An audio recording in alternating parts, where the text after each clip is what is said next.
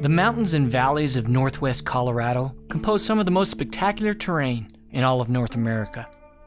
The aspens, oak brush, and pine trees dot the mountainside, creating a mosaic of amazing habitat. Habitat that supports the world's largest elk herd.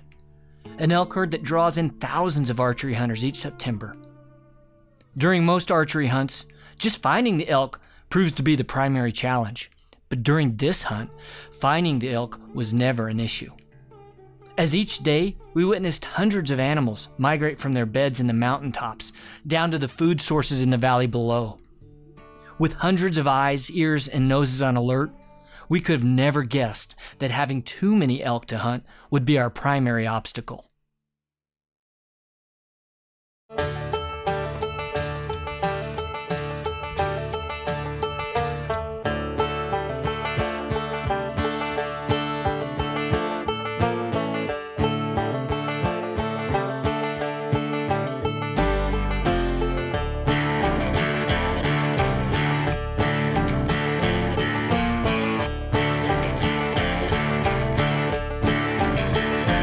Listen up, I've rode this mountain 70 years I've been alive. Choked on rocks and rattlesnakes, a wonder I've survived. And don't think I haven't had a bronc like you, try me. Every time he thinks a monster is hiding around a tree, well, the monster's on your back, son, better try to understand. The cowboy that you're fighting now was born to this here land. One day you'll learn your scars and all the fearlessness you lack. Don't worry about the things that you can't see. The monster's on your back.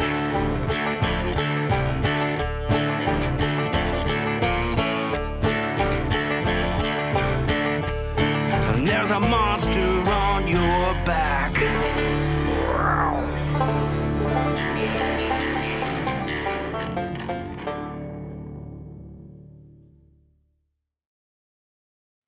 What these elk are doing is they're coming off of here down into the bottom, Right. and then they're walking their way back up and then coming back up the hill and coming up in here and they're bedding right here.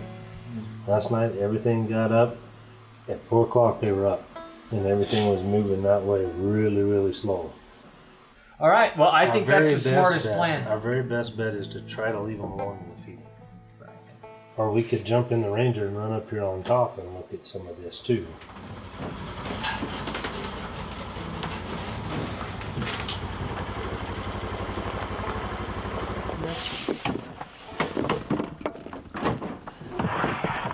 We need somebody with bigger boy muscles than me.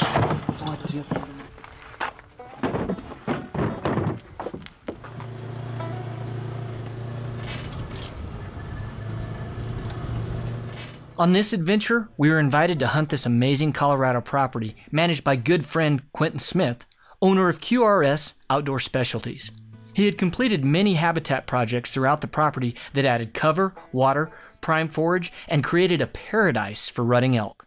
And some of them turn and come down below you and come down through the hydrac stuff all the way down. And then some of them come on the ridgeline up above you and then either dropped into you or wherever. Isn't it amazing that that many elk can disappear? And they flat disappear. Tanner Vernon, one of our field producers, joined us on this hunt. He also had a bull tag in his pocket if time and opportunity allowed. We took the opportunity early in this hunt to hang trail cameras and observe from a distance what the elk were naturally doing. A key to success in any hunt is understanding the complexity of wild animals, where they bed, where they feed, and their travel routes between the two. Now, knowing where the majority of elk were bedding and feeding, we felt our best plan of action was to intercept the elk herd in transition, rather than risk pressuring them and possibly pushing them out of the area.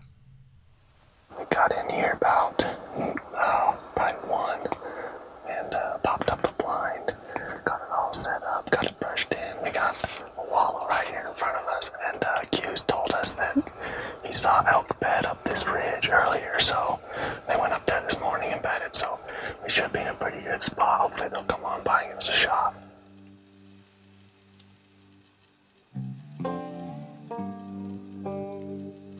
It's hot. It's really hot.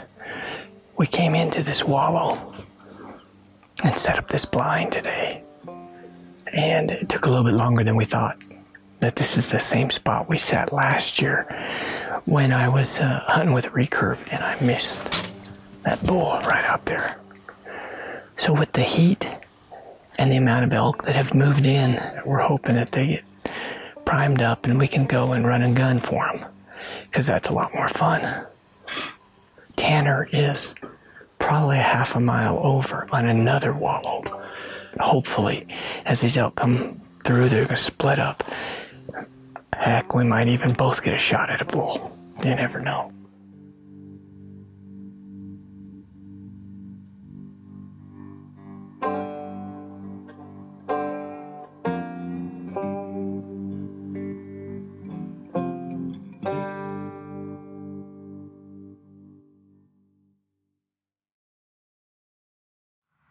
Hey, I'm Trevin Stoltzfus. Welcome to today's Wasp Tech Talk. I'm here with Lane Walter. Today, let's go through our setup. Season's right around the corner. We're going to show you what we have and how we get ready for hunting season.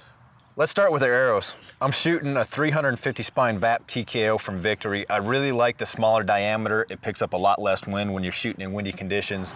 And then up front, I'm shooting a 35 grain outsert with a 100 grain tip, so that I have more weight up front for my front of center. And for me, I'm shooting the Gold Tip Hunter Pro 100 grain tip, but like you, I actually do have 30 grains of weight behind the insert. Lane, talk me through your setup. So I'm shooting a Hoyt RX1 Carbon Ultra.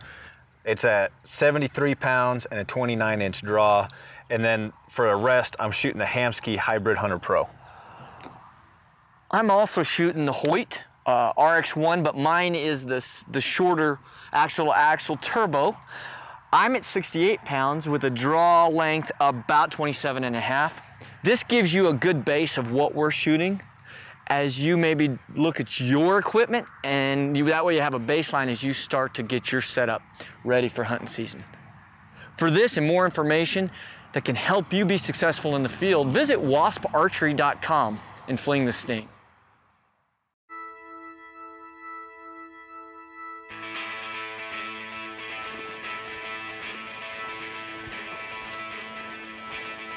I think that's where that bugle came from, down in there.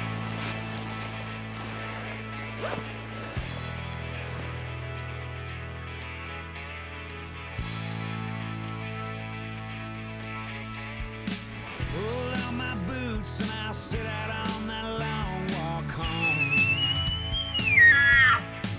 Last night I laid down with an angel, but I woke up to find she was gone.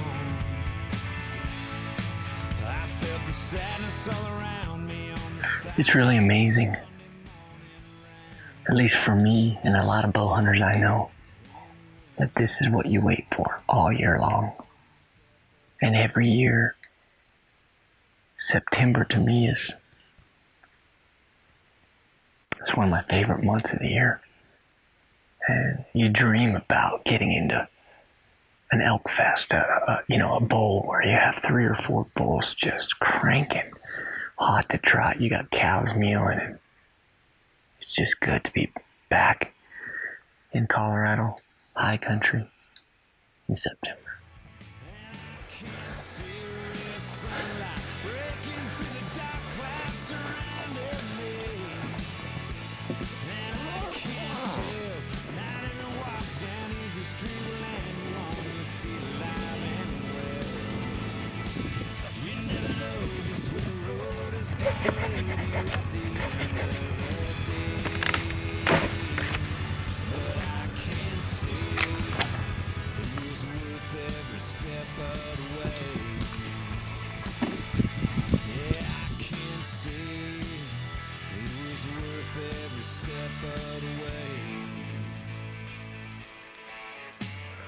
Alright, so it's day 3, about 4:30 in the afternoon, and we got set up in this blind. We had a bunch of elk in this field this morning, and they were all piled up like, I don't know, 250, 300 head, maybe more.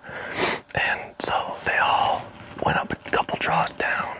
They went up and they kind of spread out. And now they're bedded for, a good 3/4 of an Last deer spread out. Insert a cow call.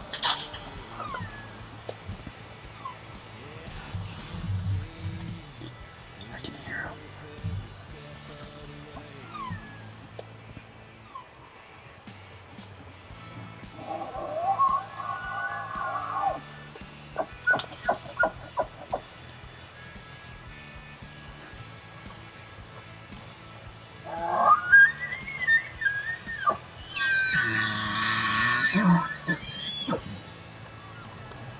There's a good bull.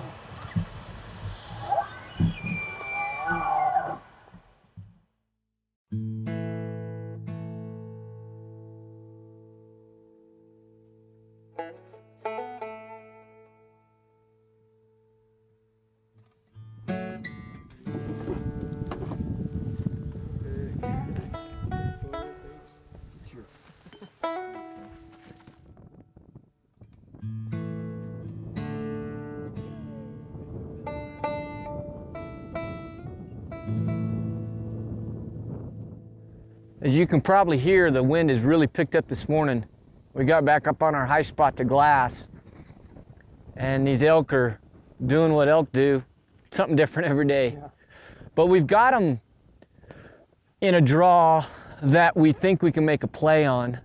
I think it's day 4, I don't remember how many days. They're starting to blur together. They're starting to run together, and we're starting to get a bit frustrated just at the fact that we're getting schooled, and to be here this many days and to yet have a real decent encounter because there's just so many elk, it's frustrating. But we're trying to hunt it smart so that we don't blow them all out of here, but they're starting to break up a little bit. So we found a really nice bull, and we watched where he went to. So what we're gonna try and do, I think, is we're gonna actually we took a panoramic of the side ridge, and we're gonna go back and we're gonna bring it into the in a Photoshop, and we're gonna label it so that we can have somebody up here as these elk start to move. There's just so many elk that we can communicate back and forth as to where we need to be to try and set up an ambush and get in the middle of some of the action. Day 4, day 5, I don't know, one of those days. We got to do something. We got to get aggressive.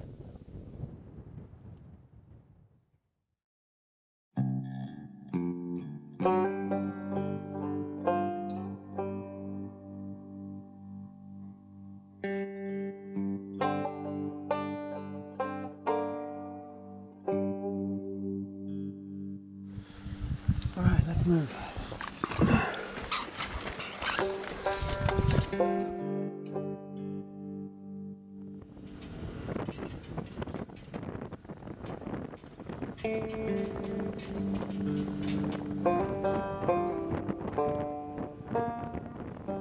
We're running out of days. Got a storm rolling in tonight, and this has been tough. Like I've said before, it's tough because of the sheer number of elk and the inability to get where we need to be. We've tried to move in position and just have never guessed right. So tonight we got a group located, and we're gonna try and move in and try and get in their way, if that makes sense. We'll do a little bit of call and see what we can do, but we got to get aggressive. We don't have much time. We got to get something done.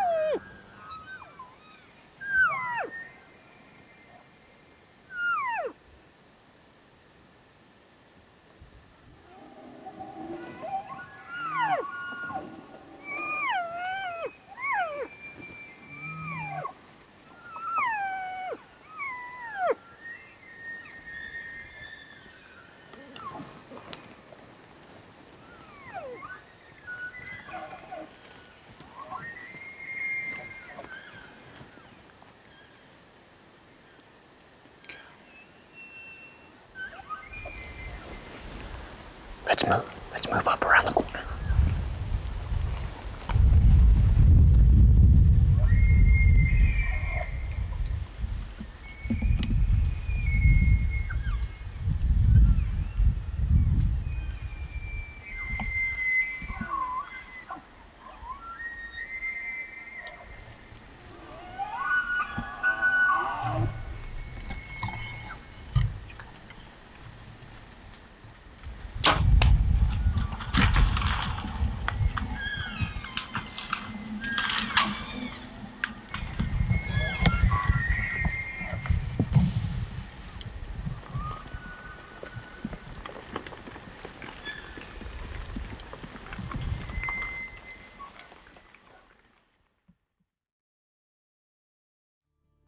Last night we let that bull sit. It was raining, storm moved in. We knew it was gonna be cool enough. He's gonna keep fine. There was a lot of elk in there too. We didn't want to booger all the elk out of there, so we snuck out of there. The shot looked good. We're pretty confident. But until you have your hands on the antlers, you don't, you know, I didn't sleep very good last night.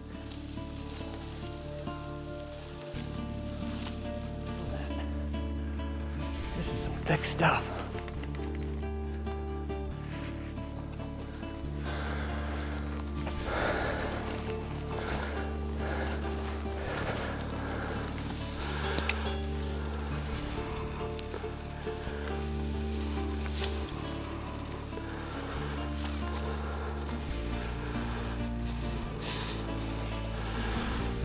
If it punched in and came out and stayed there for a while, you know what I mean? But you're still talking about, that should be double lung. So he's definitely on this trail. With the volatile environment that surrounds hunting and bow hunting today, we as hunters in general represent everybody in the community. With all the eyes and ears of the media today looking in, trying to pick out things that are wrong about the heritage and the traditions that we love. The taking of our own game, the chasing of our own adventure. We must be responsible. And it's difficult because if you've ever been in the mountains with a bow in your hand or a rifle, things happen.